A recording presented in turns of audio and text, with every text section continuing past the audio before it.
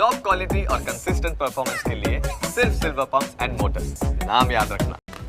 तो सीएम नर्मदाना વધામણા કરવા માટે પહોંચ્યા છે, સીધા જઈશું।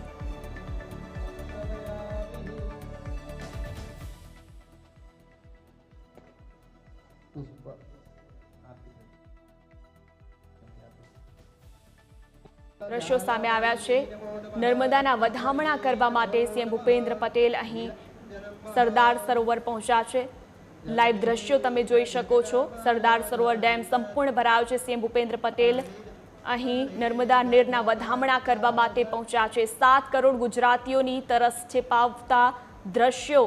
8 વર્ષમાં નર્મદા ડેમ 6 વખત ઓવરફ્લો થયો છે, જેના વધામણા કરવા માટે સીએમ ભૂપેન્દ્ર પટેલ અહીં સરદાર સરોવર ડેમ ખાતે આવી પહોંચ્યા છે। લાઈવ દ્રશ્યો ટીવી સ્ક્રીન પર તમે જોઈ શકો છો। સીએમ ભૂપેન્દ્ર પટેલ અહીં નર્મદા નીરના વધામણા કરી રહ્યા છે અને 8 વર્ષમાં નર્મદા ડેમ 6 વખત ઓવરફ્લો થયો છે। દ્રશ્યો ટીવી સ્ક્રીન પર નર્મદા નદી તેમની સાથે અહીં સીએમ ભૂપેન્દ્ર પટેલ નર્મદા નીરના વધામણા કરી રહ્યા છે, પૂજા કરી રહ્યા છે અને નર્મદા જે સરદાર સરોવર ડેમ છે તે સંપૂર્ણ ભરાયો છે, તેના વધામણા સીએમ ભૂપેન્દ્ર પટેલ દ્વારા કરવામાં આવ્યું છે। તો સીએમ ભૂપેન્દ્ર પટેલે નીરના વધામણા કર્યા। અમૃત મુહૂર્તમાં નર્મદા નીરના વધામણા સીએમ ભૂપેન્દ્ર પટેલના હસ્તે અહીં કરવામાં આવ્યું છે।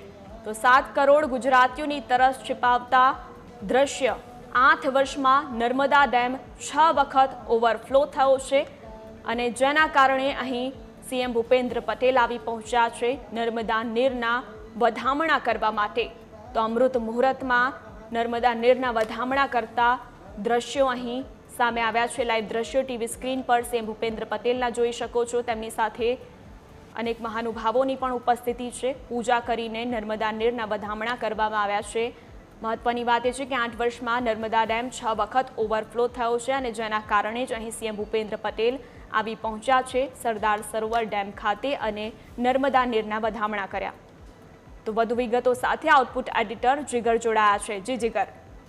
બિલકુલ સોનલ, એક જીવાદોરી સમાન આપણો આ નર્મદા ડેમ અને એ ડેમ જ્યારે 100% ભરાયો હોય ત્યારે માં નર્મદાને ચુંદડી, શ્રીફળ અને દૂધનો અભિષેક રાજ્યના મુખ્યમંત્રી, રાજ્યના રાજા અને રાજ્યના સર્વોપરી જે વ્યક્તિ છે તેમણે આજે નર્મદા ડેમના વધામણા કર્યા અને સાથે જે મંત્રોચ્ચાર સાથે માં નર્મદાની એક આરાધના કરવામાં આવી, પૂજા અર્ચના કરવામાં આવી। કારણ કે જે રીતે 6 કરોડ જનતા માટે આ ખુશીના સમાચાર એટલા માટે કારણ કે સરદાર સરોવર ડેમની જે જળ સપાટી છે 138 પોઈન્ટ કરતાં વધારે છે અને જ્યારે આ સુવર્ણ આપણી ગુજરાત માટે ખાસ કરીને એટલા માટે કારણ કે નર્મદાના નીરથી જ એ જીવાદોરી સમાન આ ડેમ છે અને પીવાના પાણીની વાત હોય કે પછી સિંચાઈના પાણીની તમામ આ પાણી નર્મદા પૂરું પાડે છે અને સાથે જ આ મંત્રોચ્ચાર સાથે માં નર્મદાની અહીં પૂજા અર્ચના કરવામાં આવી।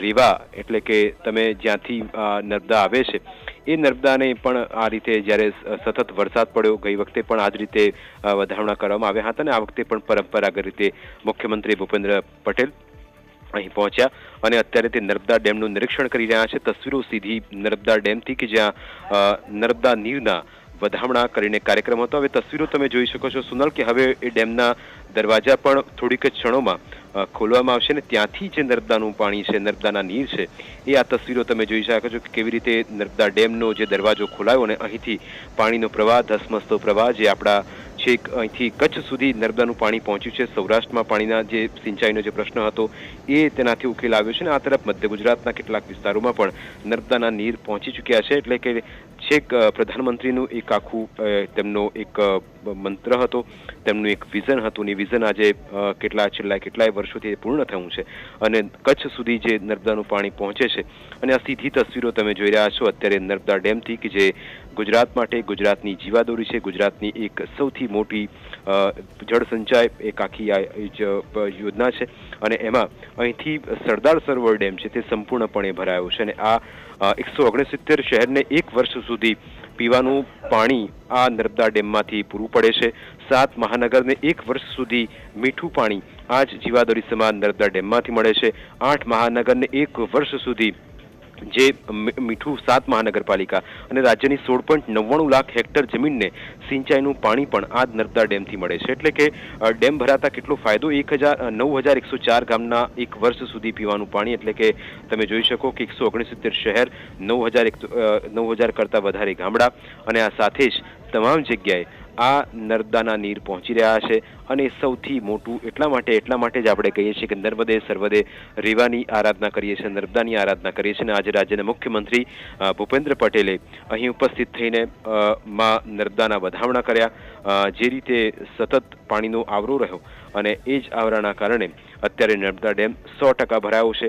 અને આજે એટલે કે એક ક્ષણ આજનો આ દિવસ ખૂબ જ મંગળ એટલા માટે કહી શકાય કારણ કે આજનો આ દિવસ મંગળવાર એ ગુજરાતની જે જનતા છે તેના માટે, એ ગામડાઓ સુધી જે સિંચાઈનું પાણી પહોંચે છે તેના માટે, 7 મહાનગરોને એક વર્ષ સુધી જે મીઠું પાણી પૂરી પાડે છે એ એના માટે, અને બીજું કે 8 વર્ષમાં 6ઠ્ઠી વાર આખો આ નર્મદા ડેમ ઓવરફ્લો થયો છે. અને એક સિદ્ધિ એટલા માટે પણ ગુજરાત માટે કહી શકાય કારણ કે બીજા રાજ્યોમાં તમે જુઓ સોનલ, તો પીવાના પાણીની સમસ્યા, સિંચાઈના પાણીની સમસ્યા દર વખતે એને એક તકલીફ પડતી હોય છે. પણ આજે અહીં નર્મદાની ભવ્ય ધરા, ભવ્ય ભૂમિ અને એક ઐતિહાસિક ક્ષણ એ ગુજરાત માટે પણ 2020, 2022, 2023 અને 2024માં આખો આ ડેમ ઓવરફ્લો થયો છે. અને ગુજરાતની જીવાદોરી અત્યારે છલોછલ થઈ છે. મંત્રોચ્ચાર સાથે મા નર્મદાની પૂજા કરવામાં આવી. એક તરફ મંત્રોચ્ચાર થતા હતા, આરાધના થતી હતી કે હે માં આજીવન આ જ રીતે અમને આ જ કૃપા દ્રષ્ટિ વરસાવતી રહેજે, અને જે પીવાનું જે પાણી છે, એ સિંચાઈનું જે પાણી છે, એની તકલીફ ક્યારે કોઈ ન પડે એવી પણ અહીં પ્રાર્થના કરવામાં આવી. અને 2019થી લઈને તમે 2024 સુધી સતત આ ડેમ ઓવરફ્લો થયો છે.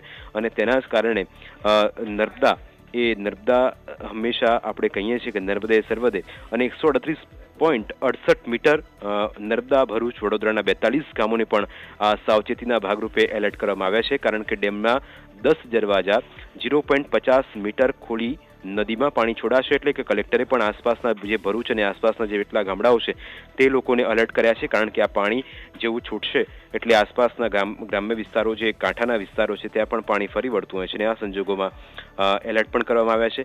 પણ અહીં રાહતની વાત એ અને સારી વાત એ કે ગુજરાતને એક વર્ષ સુધી હવે પીવાના પાણીની ચિંતા કરવી નહીં પડે, સિંચાઈના પાણીની ચિંતા કરવી નહીં પડે. અને 138.68 મીટર એટલે કે સરદાર સરોવર ડેમની જળસપાટી અત્યારે 138.68 મીટર છે. અને 42 ગામોને એલર્ટ પણ તકેદારીના ભાગરૂપે કરવામાં આવ્યા છે. બીજું કે 9,000 કરતાં વધારે ગામડાઓ સુધી નર્મદાના પાણી પહોંચી ચૂક્યા છે. કચ્છ સુધી કેનાલો નર્મદાની, અને કેટલાય ખેડૂતો માટે આ નર્મદાની કેનાલમાં વહેતું પાણી એ ખરેખર એક જીવ સમાન છે અને તેમના પાક માટે પણ એક આશાનું કિરણ છે. અને સિઝનમાં પ્રથમ વખત આ ડેમ સંપૂર્ણપણે ભરાયો છે. અને ડેમની મહત્તમ સપાટી 138.68 મીટર છે.